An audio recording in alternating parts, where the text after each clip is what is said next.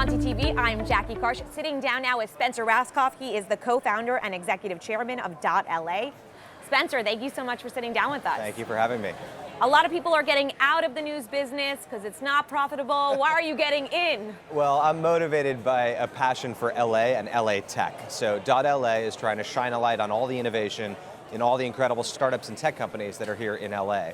And I saw this hole in the media landscape. There's so much happening in LA tech, and there's really very little local business journalism anymore, certainly not focused on tech in a single city. So that's what .LA is aiming to fulfill.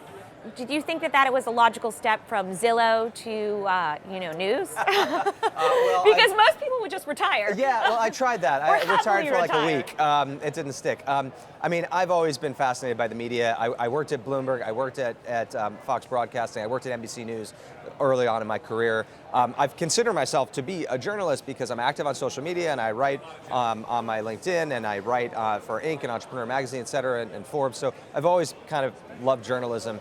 And for me, .LA is the intersection of the things I'm passionate about, which is tech, journalism, and Los Angeles. We raised quite a round of funding from some unusual characters. I did. We raised a $4 million round from kind of a who's who of LA tech. So March Capital Partners, Upfront, Anthos, M13, Kavu, Fifth Wall, Pritzker, Graycroft, basically all the venture capital firms in LA. And then we went out to over 100 individual executives and angels, tech executives, and then a couple big LA tech companies like Snapchat, the LA Dodgers, and others invested. And I wanted to do that, firstly, of course, because we need capital to start a company, but more important than the capital was actually just trying to gain buy-in from the whole tech community. Because now .LA has sort of the whole town behind it, trying to give us story ideas and help, and eventually attend our events and be there as sources for articles and sort of root for .LA to help shine a light on LA tech. There's a whole host of questions when you start a news organization. It's like, how do you get the word out? How do you get people to start reading your content? It's a great question. I mean, it starts with producing a product. So we stood up a website, which I think looks great. We hired a number of reporters from the LA Times, the Bloomberg, NPR, AP, and LA Business Journal, a lot of great journalists from terrific publications. And we launched about a month ago. And so far, so good. We had over 30,000 people visit in the first month, which I didn't really know what to expect, but I'm pretty happy. It shows that at least 30,000 people out there to start care about what's happening in the LA tech community. In terms of growing traffic, it starts with a product. It's amplified through social media and other forms of media, like this interview. And it spreads through word of mouth and through email marketing. Well, our very first day of launch was the day that Kobe Bryant and so many others were tragically killed.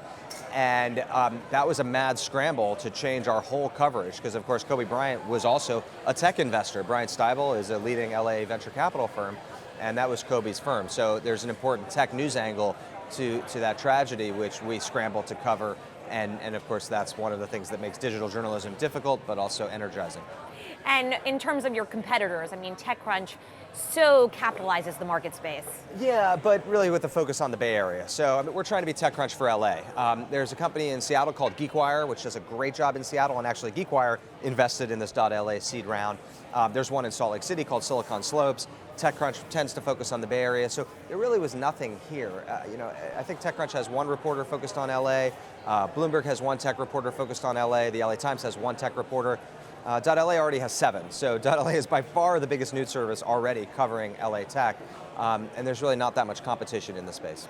I guess your big bet is then that Silicon Beach or Los Angeles tech scene really continues to take off, though. That is the bet. I mean, I've done 2 startups before. I did Hotwire in San Francisco in 1999 to 2003.